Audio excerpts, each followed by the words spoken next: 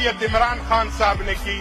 میں بطور مذہبی رہنما اور مذہبی بہت سارے مدارس کا سرپرست ہوں. اس کے باوجود عمران خان کے ہمیں وہ نظریہ دیا نوجوانوں کو کہ آپ کا رول ماڈل وام بفٹ نہیں ہے, آپ کا رول ماڈل بل گیٹس نہیں ہے, آپ کا رول ماڈل حضرت رسول اللہ صلی اللہ علیہ وسلم, آپ کا رہبر اور لیڈر, کائنات کے سب سے بڑی لیڈر اللہ کے محبوب صلی اللہ علیہ وسلم ہے. اور یہی نظریہ عمران خان نے ہمیں دیا تھا, اسی نظریے پر ہماری تربیت کی.